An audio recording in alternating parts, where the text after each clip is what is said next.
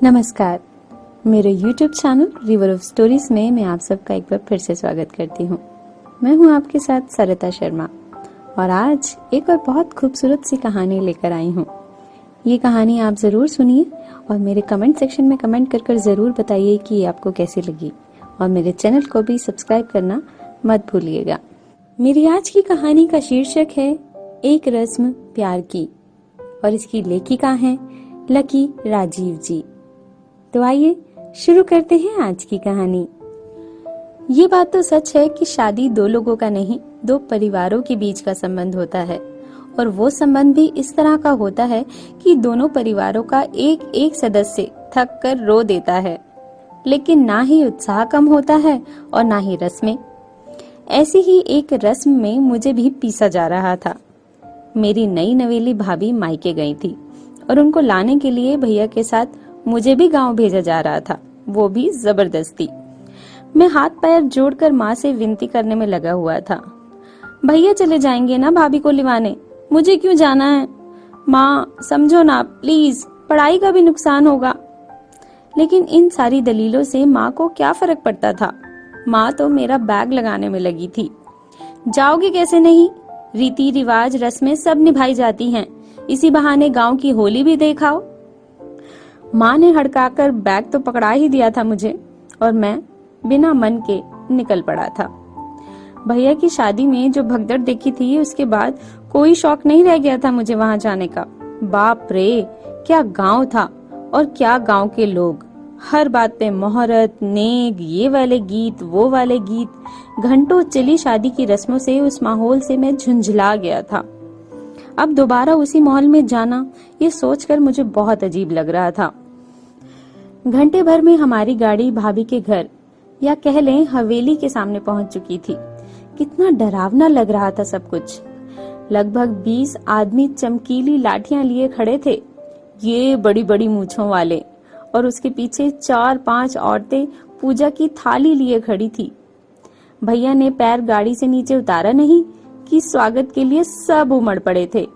भैया भावविभोर हुए जा रहे थे और मेरे लिए हंसी रोकना मुश्किल हो रहा था। ये क्या चल रहा था? पूरी नाटक नौटंकी के बाद जब हमें अंदर बैठक में लाया गया तो वहां भाभी को गुड़िया की तरह सजाकर बिठाया गया था और उनके इर्द गिर्द घेरा बनाकर बैठी थी कम से कम 20 लड़कियां जो खीकी खीकी कर रही थी। जीजा जी आ गए, जीजी शर्मा रही हैं, जैसी बातों का शोर और इतनी भीड़ को देखकर मैं बेहाल हुआ जा रहा था कि तभी एक जाना पहचाना चेहरा मेरी ओर आता दिखाई दिया और वो थी भाभी की बहन विनीता। हाय, कैसी हैं आप? मैंने मुस्कुराते हुए हाथ आगे बढ़ाया, जिसका जवाब उसने दोनों हाथ जोड़कर नमस्ते से दिया। मैंने झेपते हुए हाथ जोड़ दिए। इससे मैं भैया की शादी में भी मिला था, लेकिन उस दिन मेकअप की कई परतों के बीच वाली विनीता और आज की साधारण सा सूट पहने एक लंबी सी चोटी की हुई विनीता में बहुत अंतर लग रहा था। मैं कुछ पलों के लिए इस सादगी पर अटक कर रह गया था। अगली सुबह जब मेरी आंख खुली तो बहुत सी आवाजें मेरे इर्द गिर्द मौजूद थी। मेरे कमरे के ठीक बाहर बैठी बहुत सारी औरतें मट्ठा बिलो रही थी और किसी बात पर फुसफुसाते हुए अचानक जोर से हंस देती थीं। आसपास नजर दौड़ाई तो भैया भाभी कोई नहीं दिखा। तब जाने कहां से विनीता अचानक मेरे आगे आके खड़ी हो गई। कुछ चाहिए आपको? चाय मिल जाती तो आंख खुल जाती, मैंने हंसते हुए कहा। थोड़ी ही देर में वो एक चाय का कप और बिस्किट लिए मेरे सामने मौजूद थी। आप नहीं ले रही चाय? वो चौंक सी गई। अरे नहीं, बिना नहाए हम कुछ नहीं खाते पीते, हमारे घर में कोई भी नहीं। मैं हैरान रह गया था, किस जमाने में जी रहा है ये परिवार। जैसे जैसे दिन बीतता गया मेरी हैरत बढ़ती गई। हर बात पर नियम कानून थे। नीचे बैठकर खाना ना खाओ, बुधवार को सिर न धो, चौखट पर ना खड़े हो और भी पता नहीं क्या क्या। भाभी को खुद कई बार उनकी मम्मी ने डांट दिया था। शहर में शादी हो गई तो फैशन सवार हो गया है तुम पे, ना पूरी मांग भरती हो, ना पायल, ना बिछुआ पहनती हो, ये सब सुहाग की निशानियां होती हैं। मैं ये सब सुनकर मुस्कुरा देता था। कहने को तो अजीब सा माहौल था, लेकिन धीरे धीरे मुझे अच्छा लगने लगा था। भाभी भैया को लेकर खूब हंसी मजाक होता था। ऐसे ही मजाक में एक दिन दादी ने मुझे भी छेड़ दिया। सुनो लल्ला, बड़ी वाली को तुम्हारे भैया बिहा कर ले गए, विनीता को तुम बिहा कर ले जाओ, फिर अगली होली में सब जन रंग लगाओ एक दूसरे को। इस बात पर जहां आंगन में बैठे सब लोग ठहाका मारकर हंस दिए थे, वहीं विनीता का चेहरा लाल पड़ गया था। मैं भी मुस्कुराने लगा था, ब्याहे जाने की बात से नहीं, रंग लगाने की बात से। अगले दिन होली थी। मैं अपनी कुर्ते की जेब में रंग छिपाए विनीता को सुबह से ढूंढ रहा था, लेकिन वो पता नहीं कहां जाकर छुप गई थी। इसी बीच भाभी मुझे कई बार रंगों से तरबतर कर चुकी थी। हर थोड़ी देर में आती थी और एक बाल्टी रंग मेरे ऊपर डाल देती थी।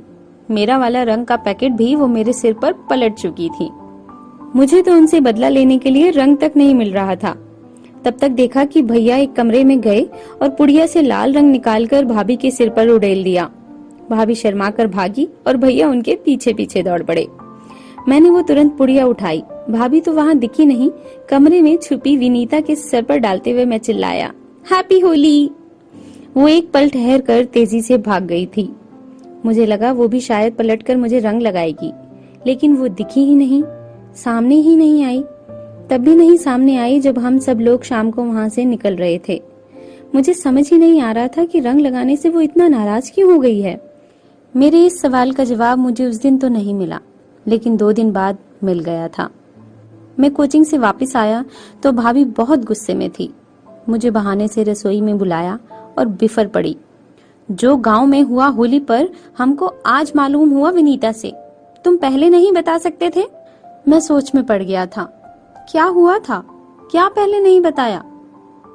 मैंने उनसे ही पूछा, ऐसा क्या हुआ था?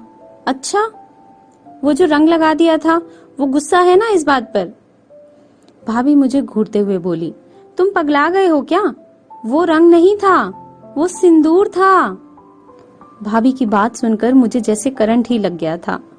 ये नहीं हो सकता, वो तो रंग था, मतलब रंग जैसा कुछ।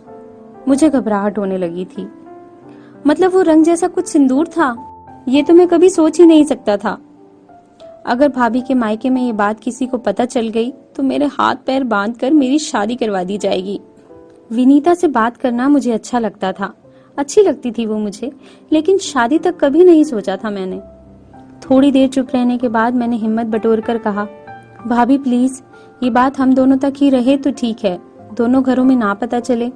मेरी तरफ से आप विनीता को सॉरी बोल दीजिएगा। भाभी इस बात से थोड़ी और नाराज हो गई थी। घर में नहीं पता है, लेकिन तुम अभी भी बात को नहीं समझ रहे हो अनूप। वो सीरियस हो गई है इस रिश्ते को लेकर। भाभी का चेहरा देखकर मुझे लगा विनीता भले ही ना हुई हो, भाभी जरूर सीरियस हो गई है इस बात को लेकर। मुझे बहुत गुस्सा आ रहा था। इस जरा सी घटना को इतना तूल क्यों दिया जा रहा था? मैंने सिंदूर समझकर थोड़ी ना डाला था। चलो सिर पर गलती से पड़ भी गया तो ये एक एक्सीडेंट था, इसको शादी थोड़ी मान लेंगे। थोड़ी देर दिमाग में उठापटक चलती रही। फिर मैंने भाभी से कह दिया, मेरे मन में इस तरह की कोई भी फीलिंग नहीं है भाभी, आप इस बात को यहीं खत्म कर दीजिए। कुछ दिन बीत गए, मुझसे कोई इस बारे में बात नहीं कर रहा था।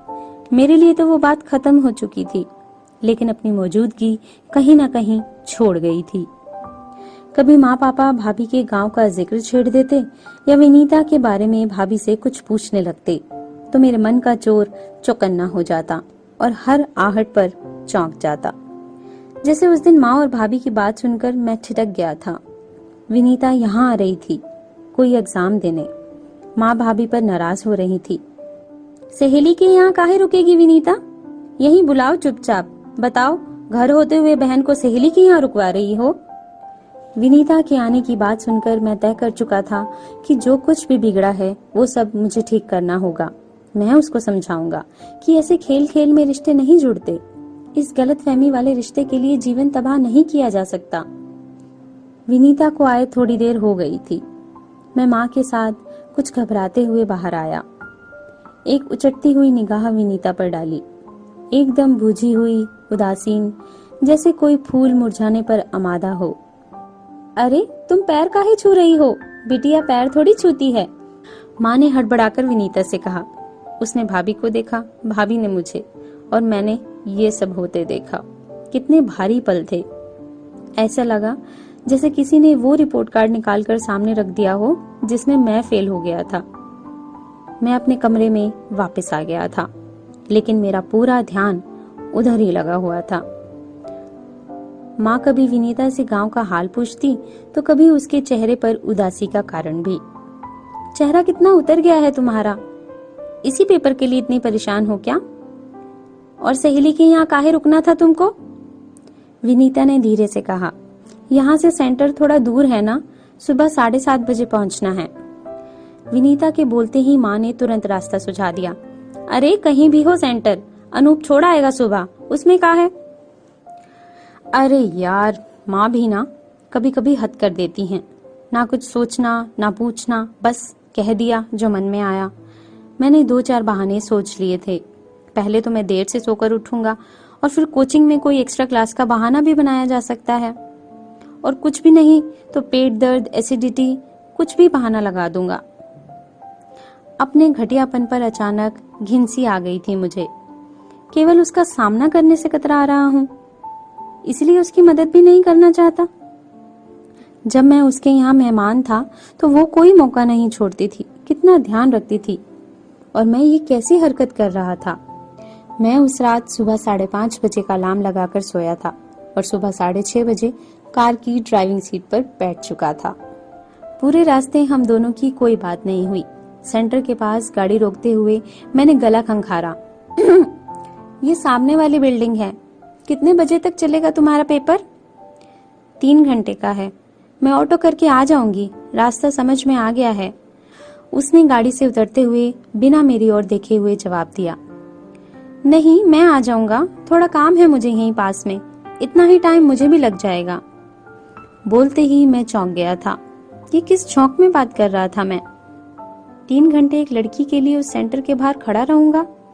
ये मेरे अंदर कौन बाहर आ रहा था? मैं जो सवाल खुद से पूछता था उनके जवाब सुनने से कतरा जाता था। विनीता एग्जाम देकर निकली तो घर जाने की बजाय मैंने गाड़ी एक रेस्टोरेंट के बाहर रोक दी थी। तुम्हें भूख लगी होगी ना? विनीता बिना कोई सवाल किए मेरे साथ आ गई थी। मैंने ही बात शुरू की। क्या खाओगी, चाय या कुछ सैंडविच? केवल चाय, एक छोटा सा जवाब आया। इससे ज्यादा परेशान मैं कभी नहीं हुआ। मैं क्या कहना चाहता था मुझे खुद भी नहीं मालूम था। थोड़ी देर की चुप्पी के बाद मैंने बोलना शुरू किया। विनीता, इधर देखो, मुझे पता है तुम नाराज हो मुझसे, लेकिन मैंने वो सब जानबूझकर नहीं किया। It was just a mistake, move on. मैंने एक झटके में पूरी बात समझाते हुए सब कुछ कह दिया था। विनीता चुपचाप चाय पीती रही। वो चुप थी, उसकी आंखें भर आई थीं। कुछ बोलोगी प्लीज? मैं बेसब्र हो रहा था। वो मेरी आंखों में आंखें डालकर बोली, मैंने आपसे कुछ कहा है, या जीजी ने उस दिन के बाद आपसे कुछ कहा? आपको क्या लगता है कि मैं आपसे कुछ मांगने आई हूँ? मेरा एग्जाम था, शाम को चली जाऊंगी, बस इसीलिए आई थी। और जहां तक मूव ऑन की बात है, आप अपनी लाइफ से मतलब रखिए, मुझे क्या करना है मैं देख लूंगी। विनीता के इस जवाब के लिए मैं तैयार नहीं था। मुझे लगा था कि या तो वो इस रिश्ते के लिए मुझ पर दबाव बनाएगी या घर वालों का डर दिखाएगी, लेकिन यहाँ बात कुछ और ही थी। रास्ते भर मेरी और विनीता की बात नहीं हुई। विनीता की ये चुप्पी मुझे चुभ रही थी। वो लड़ लेती, झगड़ लेती, आग भड़क जाती तो शांत भी हो जाती। यहाँ तो गीली लकड़ी सुलग रही थी, वो भी उस तरह कि धुआं आंखों में चुभ रहा था। माँ ने उस दिन विनीता को वापस जाने नहीं दिया था। रात को सबको बैठाकर अपनी शादी के किस्से सुना रही थी। सब हंस रहे थे। मेरी नजरें बार बार विनीता पर टिक जाती थीं। ऐसे ही तो उस दिन गांव में हम लोग बैठे थे जब मेरी और विनीता की शादी की बात छिड़ी थी। मैं अब तक इस सच से भाग रहा था कि विनीता मुझे शुरू से पसंद थी और वो भी मुझे पसंद करती थी। क्या मैंने गांव में नहीं महसूस किया था कि वो मुझे ही देखती रहती थी? मुझे कब क्या चाहिए तुरंत कैसे लाकर दे देती थी? क्या मैंने पढ़ा नहीं उसकी आंखों में कुछ जो मुझे देखते ही बदल जाती थी? क्या मैंने उसके चेहरे के बदलते रंग नोटिस नहीं किए थे जब हमारी शादी की बात को लेकर चिढ़ाया जा रहा था? अगली सुबह माँ ने मंदिर जाने का प्रोग्राम तय कर लिया था। मंदिर में प्रसाद चढ़ाकर हम लोग निकले ही कि तभी पेड़ के नीचे तिलक लगाए बैठे एक बाबा सबको आवाज दे रहे थे, बाबा का आशीर्वाद ले लो बेटा, टीका लगवा लो, जोड़ी बनी रहेगी। भैया भाभी सेल्फी लेने में तल्लीन थे। मैं माँ पापा के साथ आगे बढ़ गया था, लेकिन विनीता चलते चलते अचानक रुक गई थी। बाबा से टीका लगवाकर उनको पैसे देकर उसने हाथ जोड़कर कुछ कहा था। मैं ठिठक गया था। इन प्रार्थनाओं में मुझे ही तो नहीं मांग लिया था उसने। घर लौटते समय मन में एक के बाद एक कई तरह के ख्याल आते जा रहे थे। व्यू मिरर में पीछे बैठी विनीता को देखते हुए मैं कुछ अलग ही महसूस कर रहा था। ये केवल मेरी भाभी की बहन, मेरी मेहमान नहीं है। ये वो लड़की नहीं है जिसको मैंने रंग समझकर सिंदूर लगा दिया था। ये कोई मजबूरी से जुड़ा रिश्ता नहीं है। हम ऐसी रस्म से जुड़ चुके थे जो मेरे लिए समय से पहले हो गई थी, और शायद इसीलिए मैं बचकर भागने लगा था। शाम को विनीता जाने वाली थी। मेरा दिल बुझता सा जा रहा था। माँ और भाभी रसोई में थी। मैंने विनीता के कमरे का दरवाजा खटखटाया। वो अपना सामान सूटकेस में रखते हुए रुक गई। अंदर आ जाऊं?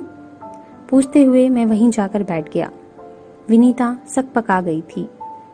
कुछ बात करनी थी, सॉरी कहना है, मैंने धीरे से कहा।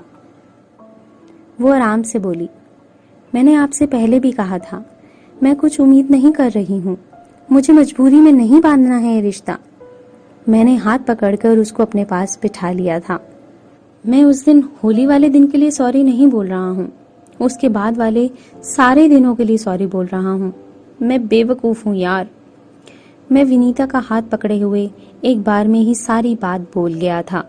उसकी आंखों में आंसू झिलमिला आए थे। वो अपना हाथ छुड़ाने की कोशिश कर रही थी, लेकिन इस बार मैं हाथ छोड़ने वाला नहीं था। मैंने भरे गले से उससे अपनी पूरी बात की। मेरे लिए ये रस्में, ये सिंदूर इतना मायने नहीं रखती थी, ये सच है। लेकिन इससे भी बड़ा सच ये है कि मैं शुरू से ही तुम्हें पसंद करता हूँ, और अब समझ में आया कि मैं तुमसे प्यार करता हूँ। बस अब तक जिम्मेदारी से भाग रहा था। ये कोई मजबूरी में बंधा रिश्ता नहीं है। मेरी आंखों में देखो, मैं सच कह रहा हूँ। विनीता ने सर उठाकर मेरी आंखों में देखा। मैंने उसकी हथेली और कसकर थाम ली थी। हम दोनों की आंखों में आंसू झिलमिला रहे थे, और आने वाले कल के सपने भी। तो मेरी आज की कहानी बस यहीं तक। आपको ये प्यारी सी मीठी सी कहानी कैसी लगी मुझे जरूर बताएं कमेंट बॉक्स में कमेंट करके, और मेरे चैनल को सब्सक्राइब करना ना भूलें। अगली कहानी का इंतजार करिएगा। चलती हूँ, बाय।